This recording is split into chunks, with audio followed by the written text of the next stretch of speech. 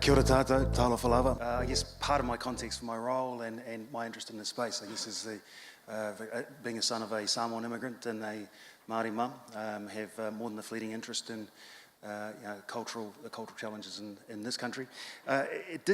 While this session was designated as our Culture and Money session, it struck me by the back end of yesterday that culture has actually been threaded through most of the discussion.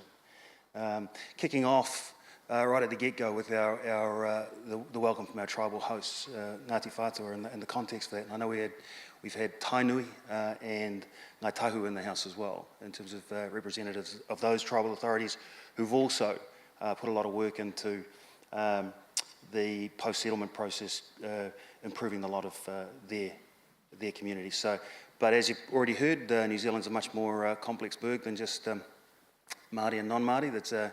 You're in Auckland City, which I believe was ranked 5th in the OECD rankings for super diversity. I read that somewhere. I may have made it up, but something approaching 200 ethnicities in this city. But you've also heard quite a number of takes, angles on the today and tomorrow theme, and I wanted to offer one more to the session as part of framing this session in the form of a whakatauki, which is a saying in Māori, and I hope my Māori whānau in the house will forgive my clumsiness in this space, but it goes something like kia whakatōmuri te haere whakamua, which means I walk backwards into my future with my eyes fixed on the past. Which sounds as confusing as some of the takes on today and tomorrow that came through yesterday. Language is important, but cultural context is just as important. So in Māori, the word for behind or back is the same as the word for future. Part of that is about the importance of whakapapa or lineage to not just Māori, but my Pacific heritage as well. Important enough to us that many of us also have a long tradition of marking ourselves with our heritage. It's just a little bit of cultural context for those of you not accustomed to this end of the world. It's not just convict sailors and hipsters who have tattoos. It's also those of us who carry our lineage on our bodies.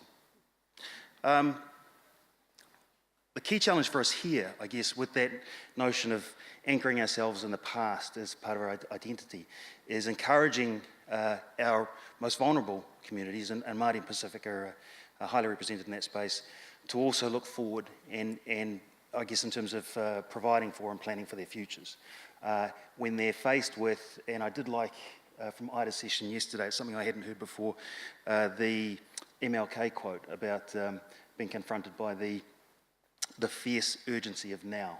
I've heard a couple of other takes on that. Another well-known American philosopher, Chris Rock, talks about how if you've never had money, you treat it like it's going to rot.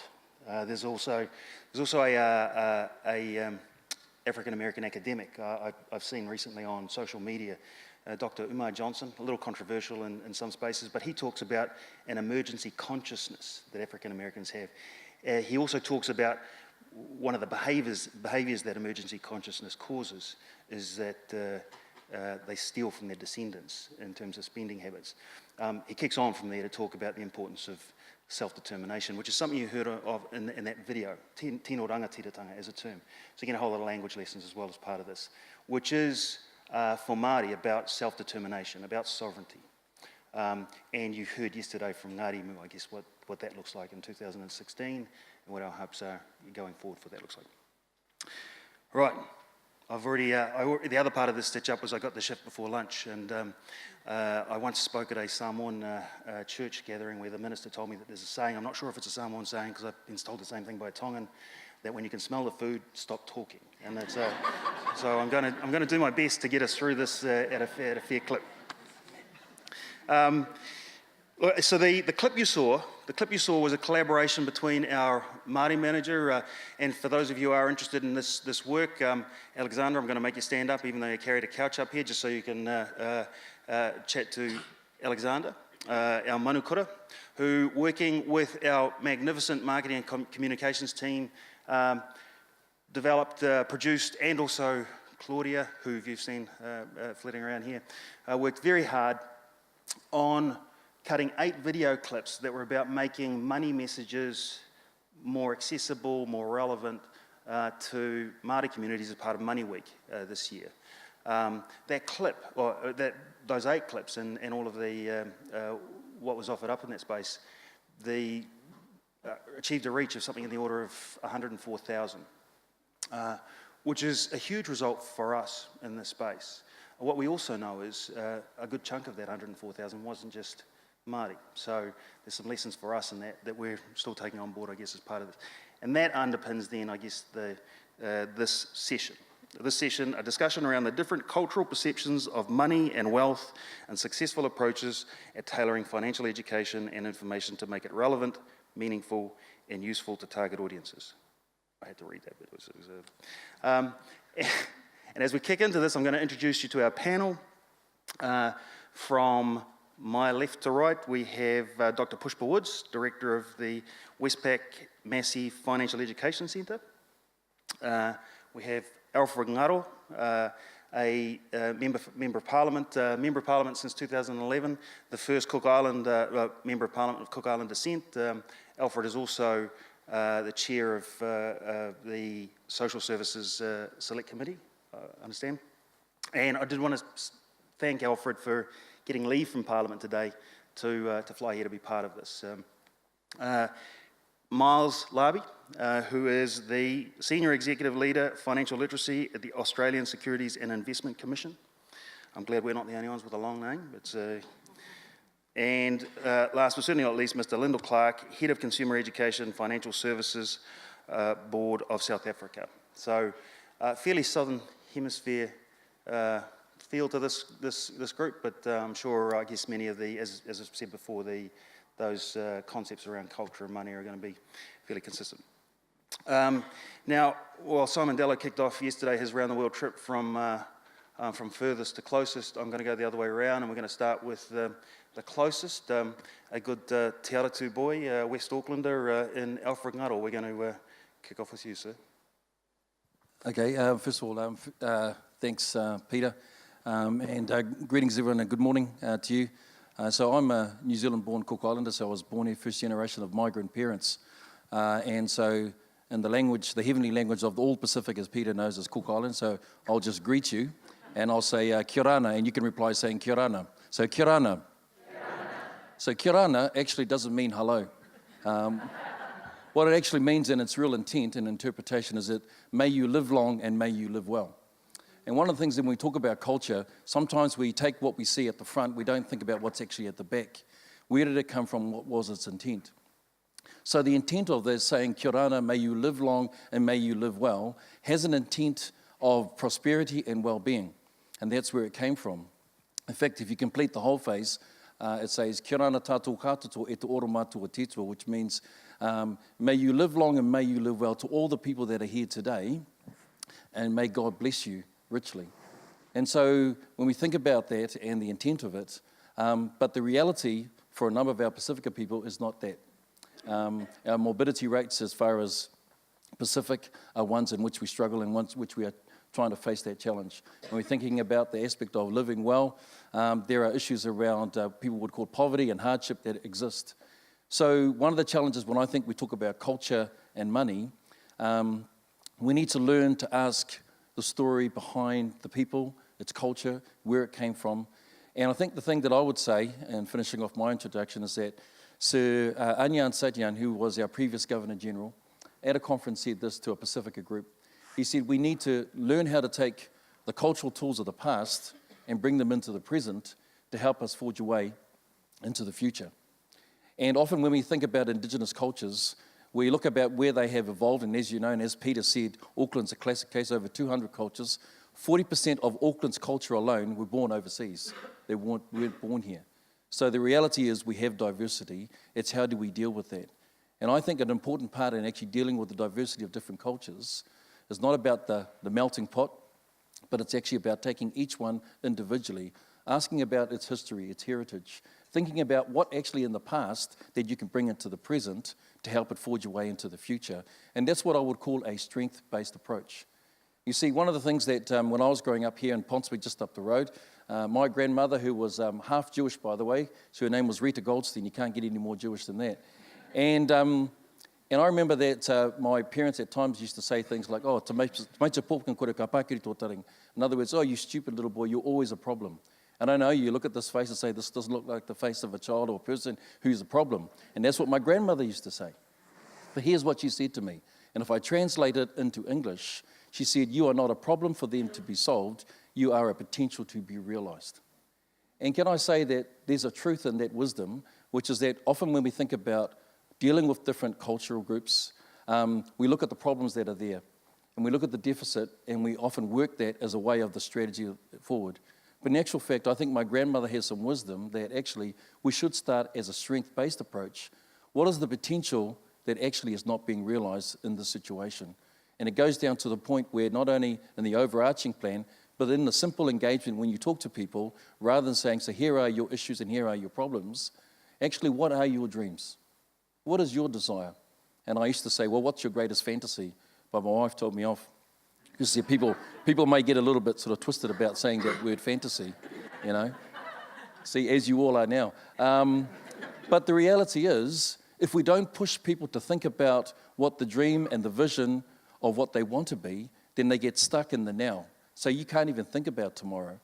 And I think that's the reality, and that's been the challenges that we face as well. Thank you. Mei taki mata, which is Cook Island for thank you. I was just proving a point to Alfred that I can. So next, our next trip is, Pushpa is a Kiwi of Indian descent. The bulk of her work here, obviously, and a lot of work with those same vulnerable communities. So Pushpa. Namaste. In my cultural tradition, it means my greetings to you from my heart and to you, all of you.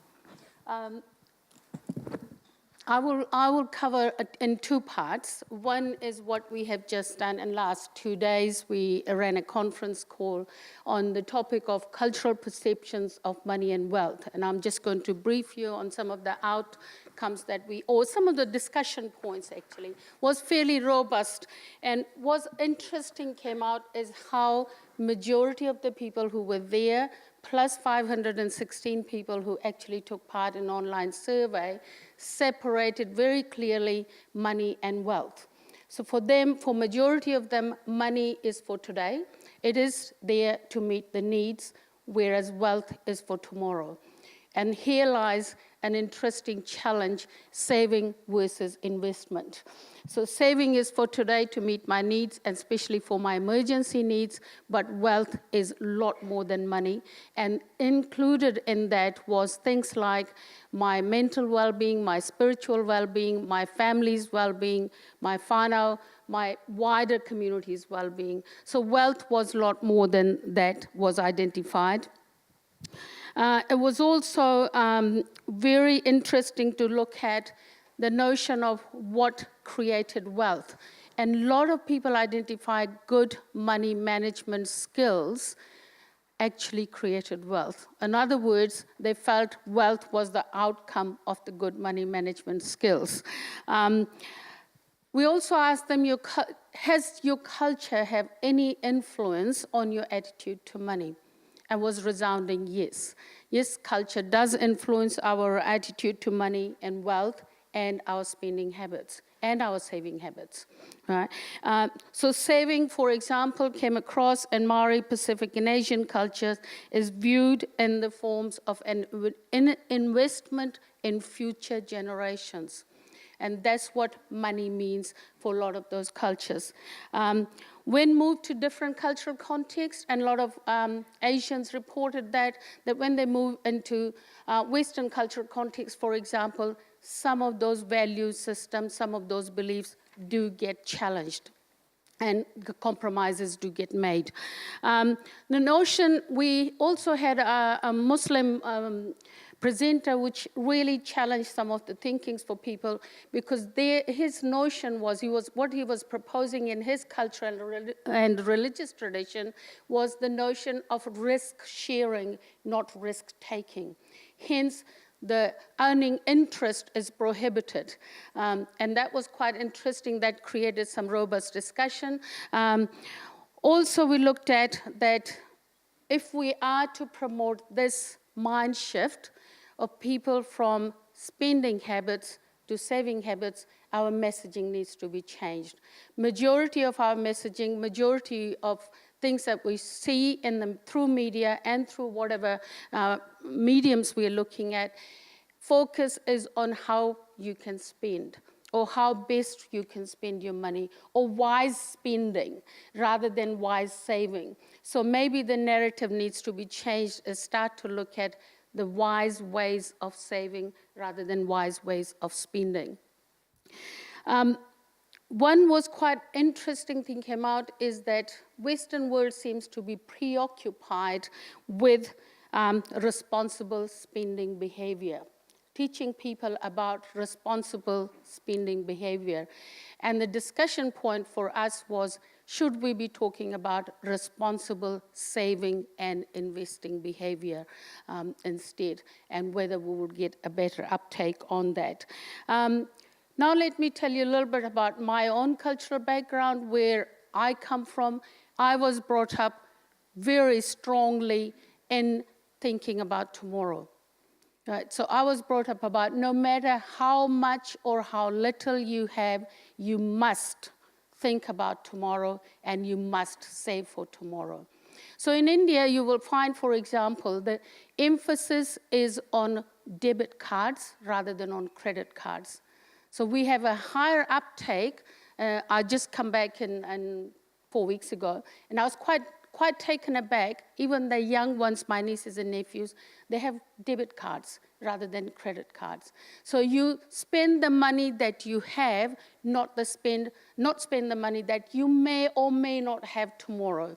And that has actually influenced quite a lot of thinking of even Indians when they move outside of their own homeland.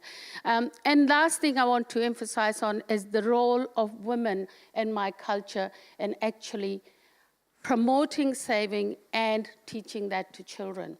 Women in my culture, whether they earn or not is irrelevant, they are responsible for managing the household. And they manage in what they have. And they even manage to save from within that. And that notion has been very, very strong. It has also presented a challenge, and the challenge is that their sole investment is in their children. Right? So if, for example, children move away or get influenced by, as we put it, Western culture and don't look after their parents, then they have a major challenge because their whole planning is based on future generation looking after them. Thank you, Pushpa.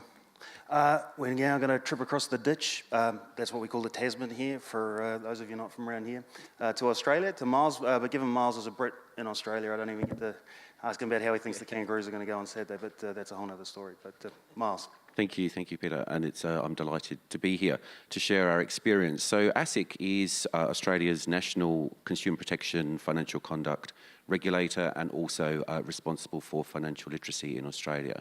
So we operate at a national level. We're responsible for protecting and educating all Australian consumers and investors. But obviously in doing that, we seek to prioritise our efforts and our focus, particularly for consumers who may, for one reason or another, be more vulnerable. And this includes many groups of consumers in Australia, but particularly, I think for the focus of this discussion, Indigenous Australians are often one of our priority groups. And I think that as a national public service regulator, this is something where ASIC has, over the years, tried to get a lot more focused and targeted in our efforts in relation to our consumer protection focus, our financial literacy focus, and even our understanding of the way that communities interact and experience financial products. And I think this is something that we need to continue learning at and continue getting better. But I think over the years we have developed a lot of understanding and better and more targeted approaches. In particular, in relation to culture, and I think here I need to acknowledge the input and work that I'm drawing on from my colleagues back at ASIC who run our Indigenous Outreach Program, who have been very instrumental in our organisation about our approach and outreach to Indigenous communities. In relation to culture, I guess one of the first things to understand about Indigenous Australian populations is, of course, they're very diverse, and their culture is not the same. It's not a heterogeneous culture. Have I got that the right way? Homogeneous culture. It's informed by history, by location, by experience, and by a whole range of different factors as well. But it is possible, perhaps, to draw some commonalities around cultural aspects of the way that Indigenous Australians relate to money. And I think sort of key to understanding that is the notion, which some researchers have called the Indigenous Australians operate in a moral economy, which is a relationship to money which is really founded on notions of sharing, of kinship, of reciprocity. That there are obligations that go with money to do with sharing amongst the family.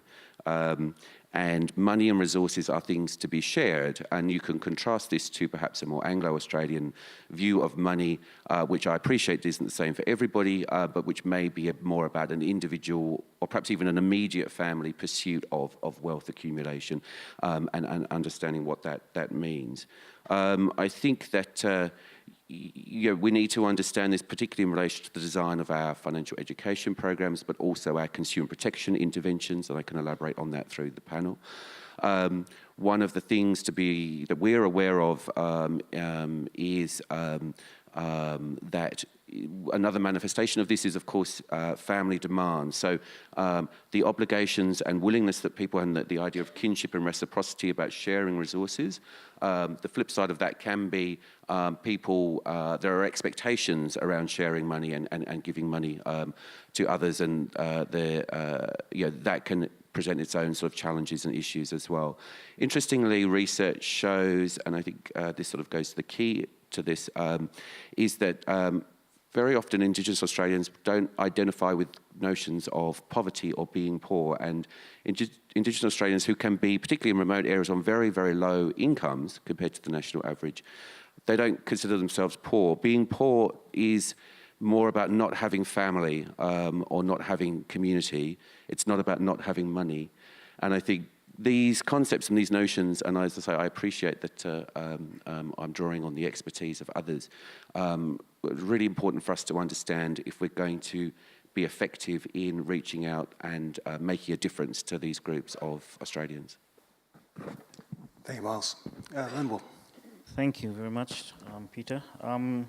Just before I start, thanks to the OECD and the Commission for inviting me to speak today, but also a disclaimer, if my voice sounds a bit hoarse or my tongue sticks to my palate, it's not because I went dancing last night. Say they who went with me. I think South Africa's history has been well documented in terms of the segregation before democracy in 1994. So when democracy came, we had a large number of the majority of South Africans which was excluded from access to finance, actually having this kind of access. And of course, with that access came a lot of responsibility. And as we went through the years, we tried not to segregate anymore in terms of race and culture, and we tried to treat everybody obviously equally. So what has since happened is that we now have about 18 million South Africans that are credit active, but only about 47% can actually service those debt or have impaired credit records. So the responsibility that was placed on the population was huge, and people didn't have the necessary skills or they didn't have the necessary knowledge as to how to deal with the debt. And we have people that have more credit cards borrowing from Peter to pay Paul.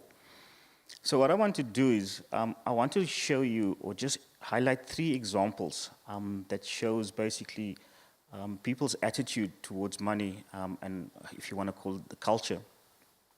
The first one I think is driven by this reckless consumerism that we heard about yesterday. And it's a practice called isikotani in our townships, where black youths buy expensive clothes and have a kind of a dance-off to show that they can afford it. And then to show that it doesn't mean anything to them, they then proceed to burn the clothes. Okay. Now, this kind of lifestyle places huge pressure on the parents to actually either buy this clothing or open accounts to actually buy it for the youngsters. The second one I want to highlight is the practice or the traditional practice of lobolo. Lobola is where you actually pay a dowry for your wife, and we were approached by the South African Council of Churches to look at this practice and to see how we can assist young men, because what it's been doing, it's stopping young men from getting married. So what happens is that people start living together, and according to the church, that is not acceptable. So what happens is that the young men go and they get into huge debt because they have to pay a certain dowry for the lady that they would like to marry. And what they then have now stopped doing is stop getting married and putting it off because it's such a lot of money for them to actually get, or they need to provide it in terms of livestock. So we've been asked by the South African Council of Churches to look at this practice to see how can we actually assist young men and actually just inform them, provide them with enough information to actually get through that hurdle of going into debt so that they can get married and not live in sin, so to speak. The third example is what we call in South Africa black tax. So young, successful black men and women have now got the added responsibility of catering or caring for the extended family. And a survey done recently when asked young black people, what is holding you back from getting ahead in life? 45% said lack of job, 45% said lack of education, but a large number, 38% said my responsibility towards my parents.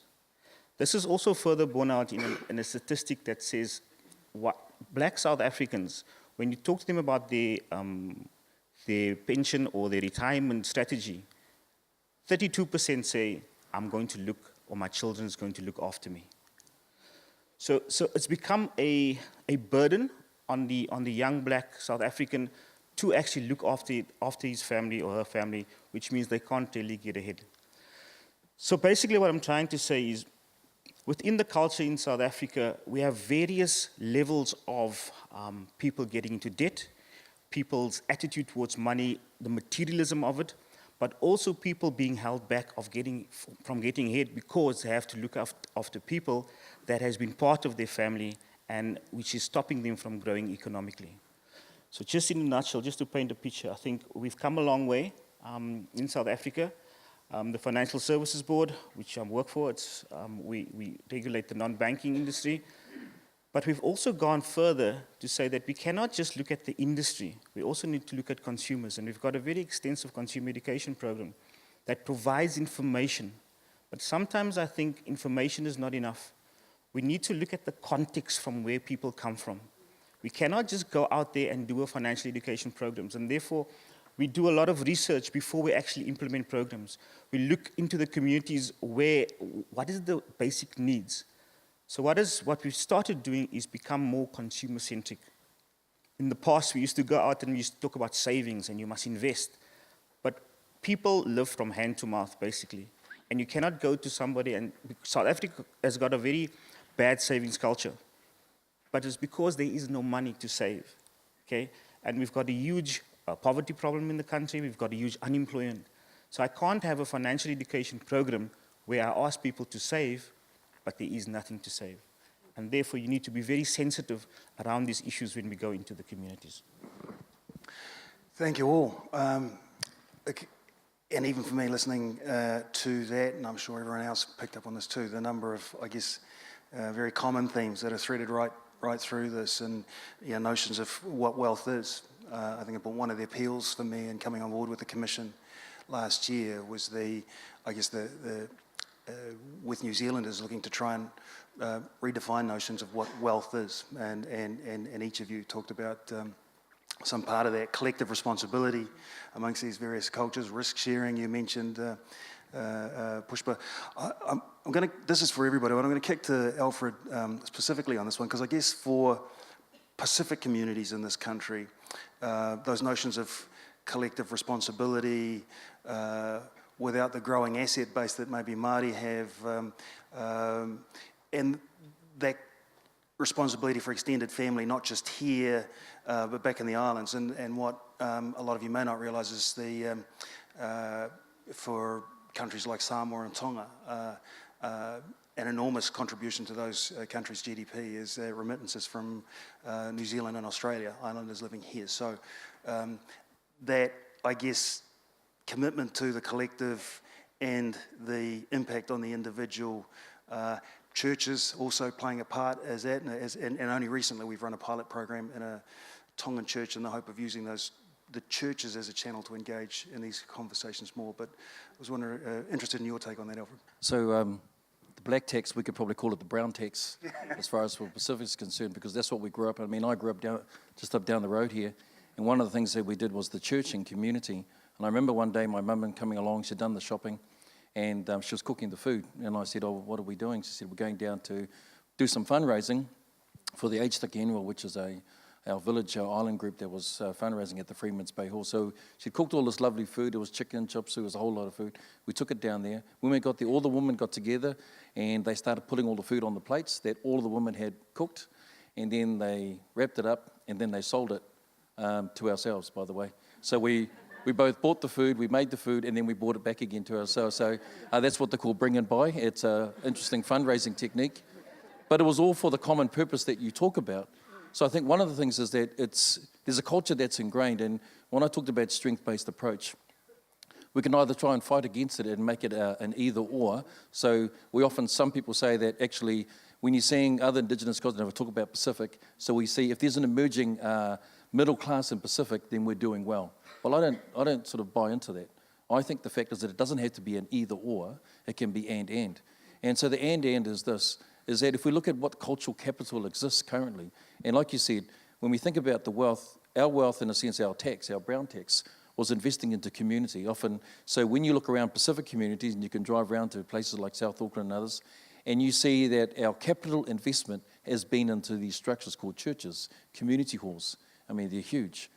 I think the thing is that so some of the challenges that are existing, so how do we leverage the current assets that are available? And some organisations, some groups are doing that, so that we can have, again, and we can use the current assets, leverage that to do something that can make a difference. So one of the things that I think is around what I call cultural capital. We need to use those sorts of terminology to be able to do that. What we do well, better than anyone else, and even in New Zealand, for instance, is the cultural capital to mobilise and to motivate a large group of people, in Pacific in particular, to be able to work towards a cause. And when they do that, the things that they can achieve are huge. Now, I think one of the things is being able to use some of that cultural capital and be able to leverage that. We've got housing projects in Mangere, for instance, where the church of the Tongan Methodist Church, they were asset rich but cash poor. So what they worked with a PPP, with both government and a community housing provider, they now currently have 22 homes that are currently on that site at the moment. And now it's opened up their eyes to be able to see, look, this is what we can do to be able to grow that. So I think that's important. But the other bits then is around then the individuals that are there, because while we collectively are giving to this asset, how is that benefiting us? And I think, so some of the evolution that I think is around taking the best of what is Pacific in this case, and the best of what is Western, and actually merging them together. And Pushpa and I were involved, for instance, just on a more of a micro scale, out in Tamaki, for instance, where we got a church group that came together, and there was issues around budgeting. Now, when we went out, again, a deficit approach said, would you like to come to a budgeting class? Well, no one wants to come to a budgeting class. But I remember the pitch I made to them is I said to some of the people, I said, what if we could say that you could get out of debt and into a home? Would you be interested in talking about that? All of a sudden they said, what do you mean? So we proposed a vision of a possibility, and that's what brought 24 people to this meeting. Then we talked about the factors, so what's the normal budget? So they talked about rent, mortgage, power, and all the other things that are in the costs. And so what's the cultural obligations that you have? They talked about weddings, they talked about funerals, church, and so forth. And then they said they would have to shift between either one. We said to them simply, what if you could do both? And just simply by setting up a separate budgeting plan where they fed in an amount, but what they had to do, the courage in the evolution of change, was that instead of giving this amount, you could give this amount, but you could still say yes rather than saying no. So I think it's important that the leaders of our community need to be able to have this conscious conversation to also use the ability to be able to use our cultural capital to be able to create gains. And I think actually we are starting to see that. I think the works that you are doing, and if you notice that the video clip that we saw there, so the woman that was talking, I counted the amount of times she said whānau, it was around about 5 or 6.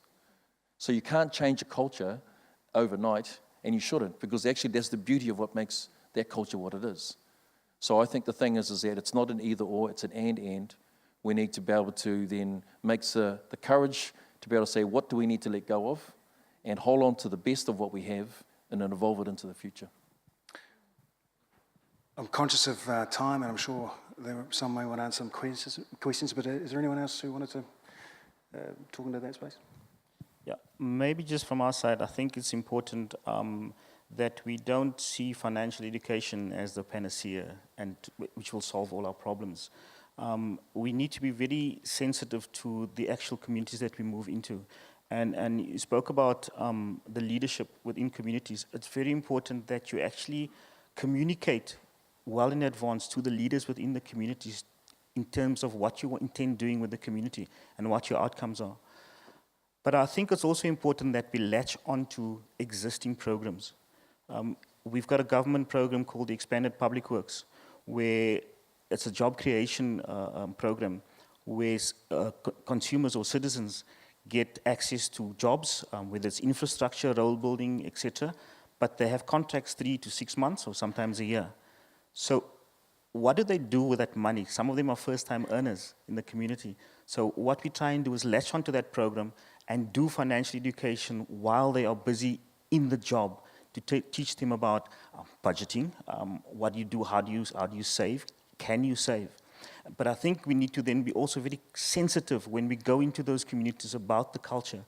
I just want to make one point around the sensitivity, especially when you use resources. For instance, we don't use the piggy bank as a money box. We've got a coin which we converted into a money box because besides being culturally sensitive, you need to be religiously sensitive as well. I just wanted to add one thing is that I think the funding bodies especially need to be very, very conscious of the fact that changing behavior is a process and it doesn't happen overnight. And therefore you cannot expect outcomes and results and impact in 6 months or in 9 months, for that matter, even 12 months. It is a long-term process. It takes long-term, and therefore the funding decisions need to actually keep that in mind when they're starting any new projects. Because to actually accept where you are, whatever your starting point is, and that's what is the strongest thing, and Alfred has said that too, is that we need to actually start from the starting point and then need to move forward rather than where we want or where we expect them to be. And there could be sometimes a big gap between where you expect them to be or where a funding body expects them to be and what is the starting point. And that is a very interesting challenge for funding bodies to actually take on board, because naturally they want to see results very soon. Yeah, just to add a couple of points, I agree with the comments being made about the design and development of financial literacy programs or financial education programs. And at ASIC, we've been developing, drawing on research experience and stakeholder consultation, some good practice principles around the design of education programs. And the principles include things such as the importance of community involvement, culturally appropriate design, understanding the context in which people are operating, and one of our principles is taking a strength-based approach to the design and the delivery of the financial education program, whatever it is, and in the context of programs targeted at Indigenous Australians, this means understanding that all communities have got the strength and capacity to grow and learn, a focus on empowerment and positive outcomes, and particularly the use of role models. So, for example, in our latest set of resources for Indigenous Australians in remote communities, the guidance is being delivered by an Indigenous elder who delivers the wisdom to the members of the community. It doesn't come from a caseworker or a legal advice worker or someone like that. And that's proved to be very effective, certainly, and I think that's important. I agree with all of those comments. The other sort of thing I wanted to call out, which I guess is related to other themes of this conference, is I mentioned people's experienced interaction with financial products, and a perfect example in Australia is our superannuation system, so our retirement saving system, and there is a discussion, conversation happening in Australia that's been happening for a long time about the outcomes for Indigenous Australians from the super system. It's essentially you accumulate funds over the course of a working life, to fund you into your retirement. Well, how does that work in relation to people who might have broken levels of workforce participation, who might move around, who don't share the notion of individual accumulation of wealth? And it also sort of brings us to other factors such as life expectancy. So the average life expectancy for an Indigenous Australian male is 69 years old. For an Indigenous woman, it's 73 years old. The mainstream national average is about 81 years old. Well, our pension age is 67. So what does the notion of saving for your retirement mean if, in fact, the people around you are not living long enough to actually experience that sort of financial experience? So I think there's a lot of issues that we need to understand in order to think about the design of the product. So we've been looking at focusing on the life insurance component of super as a benefit for your family, sort of trying to reframe super as intergenerational wealth rather than individual wealth, but there's certainly a lot more work to do. Okay, thank you for that. And I can hear that Samoan minister telling me he can smell the food, so 2 questions, and probably some lunchtime conversation as well. 2 questions, and they're questions, not statements.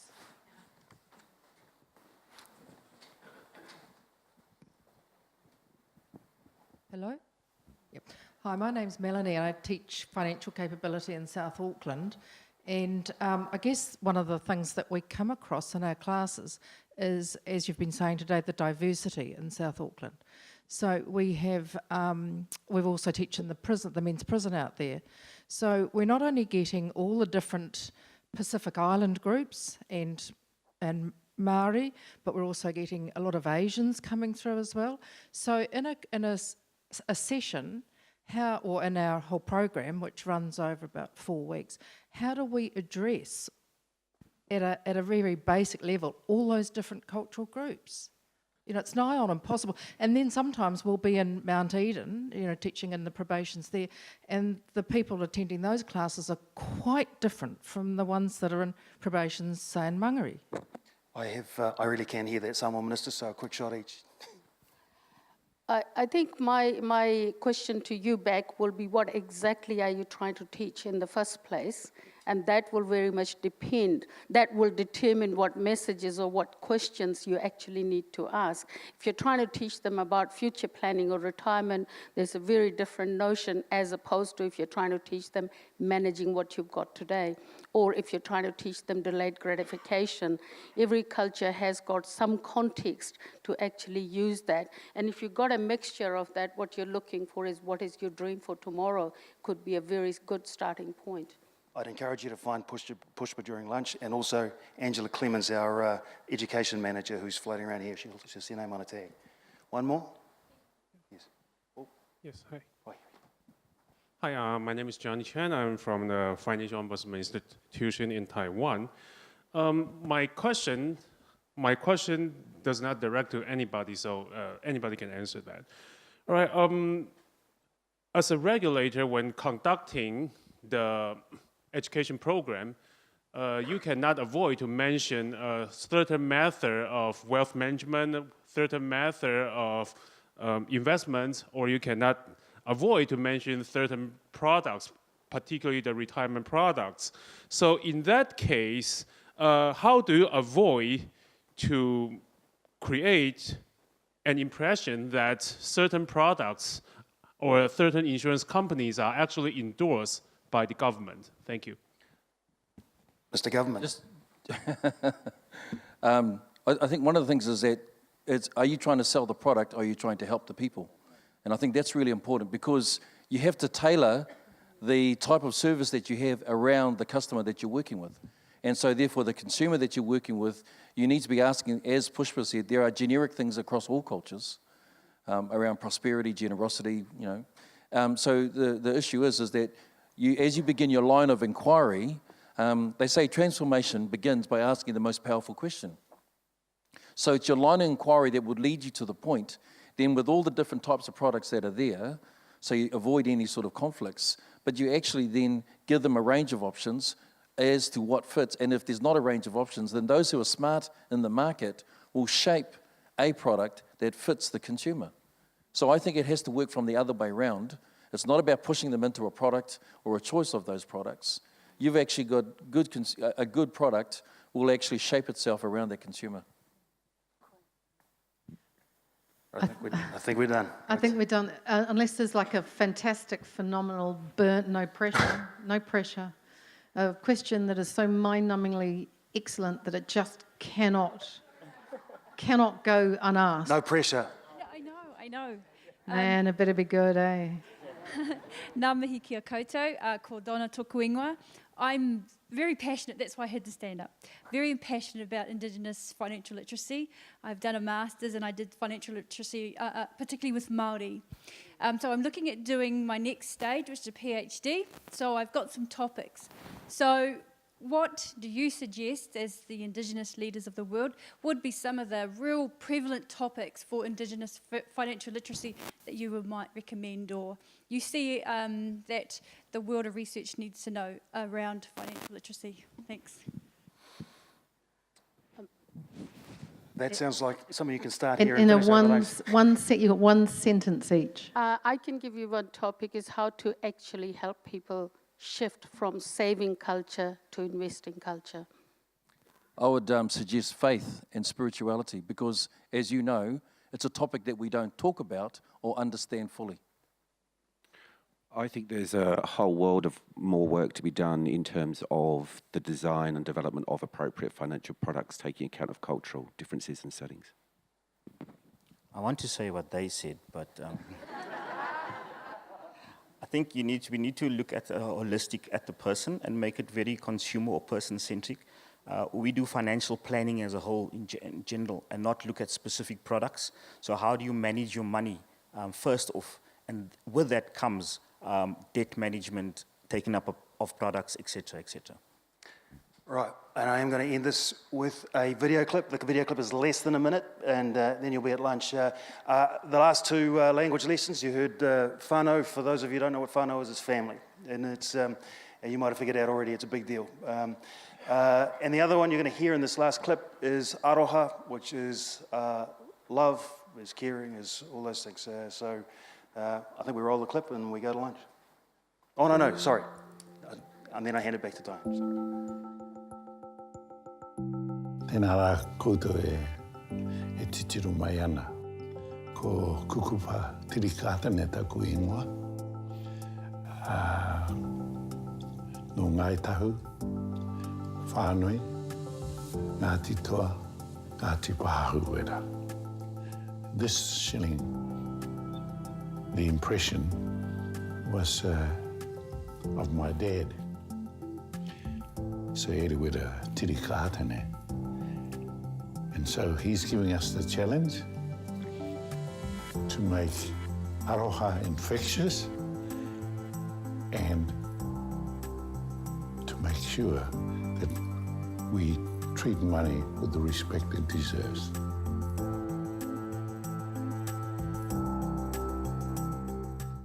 And I guess the two takeouts from that, making aroha infectious, share the love, even if you haven't got the wealth to share, and treating money with respect, which is the same as worshipping it. And that's, I guess, part of this redefining what wealth actually is.